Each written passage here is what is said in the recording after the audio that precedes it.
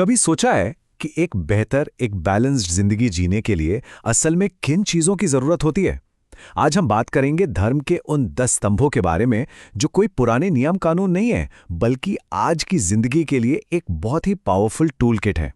ये वो गुण हैं जो हमारे कैरेक्टर को बनाते हैं और हमें एक मीनिंगफुल लाइफ की तरफ ले जाते हैं। तो देखिए, इस पूरे विश्लेषण में हम क्या-क्या समझेंगे। सबसे पहले इन 10 लक्षणों का एक छोटा सा इंट्रोडक्शन।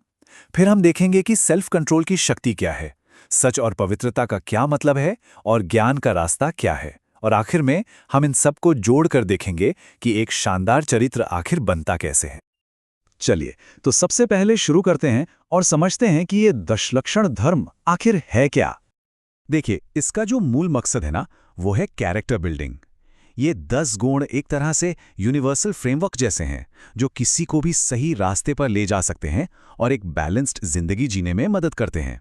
इन्हें बस नियमों की एक लिस्ट मत समझिए, बल्कि ये एक तरह का अंदरूनी कंपास है जो हमें सही दिशा दिखाता है।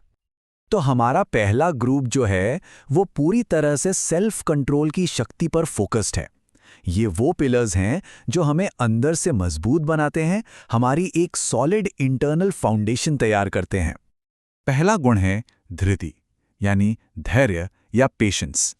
जरा सोचिए, कोई ट्रैफिक में फंसा है या किसी काम में बार बार फेल हो रहा है, लेकिन फिर भी वो इंसान एकदम शांत और स्थिर है। बस यही धैर्य है।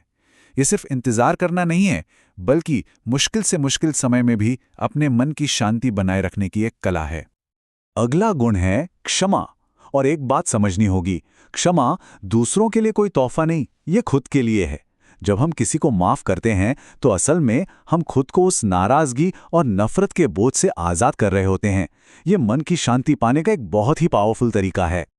फिर आता है दम, मतलब अपनी इंद्रियों पर कंट्रोल। आज की दुनिया में जहां हर मिनट फोन बजता है और ध्यान भटकाने वाली हजारों चीजें हैं, ये गुण तो और भी जरूरी हो गया है। इसका सीधा मतलब है अपनी इच्छाओं के गुलाम नहीं, बल्कि उनके मालिक बनना।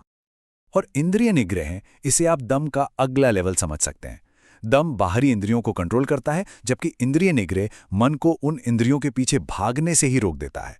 ये अपने विचारों को एक दिशा देने और फोकस करने की कला है, जो मेंटल क्लैरिटी की असली चाबी है। और इस ग्रुप का आखिरी स्तंभ है अक्रोध। अब इसका मतलब ये बिल्कुल नहीं है कि कभी गुस्सा ही ना आए। गुस्सा तो एक नेचुरल एनर्जी है।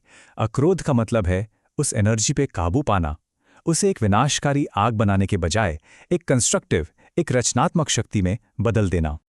चलिए, अब उन गुणों की तरफ बढ़ते हैं जो बाहरी दुनिया के साथ हमारे बर्ताव को, हमारे व्यवहार को गाइड करते हैं।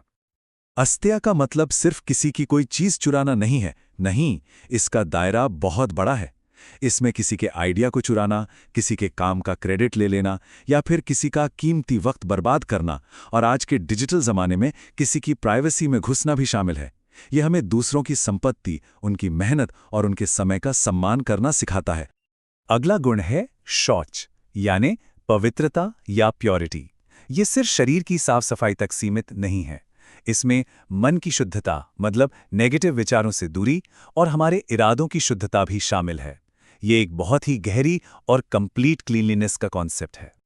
और फिर आता है सत्य। सत्य का मतलब सिर्फ सच बोलना नहीं होता। इसका मतलब है हमारे विचारों, हमारे शब्दों और हमारे कामों में पूरी तरह से तालमेल होना। ये पूरी ईमानदारी और सच्चाई के साथ जीने की कला है, जहां जो हम सोचते हैं, जो कहते हैं और जो करते हैं, सब एक ही लाइन में हों। अब हम आखिरी 2 स्तंभों पर आते हैं। ये वो इंटेलेक्चुअल टूल्स हैं जो बाकी सभी गुणों को सही दिशा दिखाते हैं। बुद्धि का मतलब है विवेक। ये वो काबिलियत है जो हमें सही और गलत के बीच फर्क करने में मदद करती है।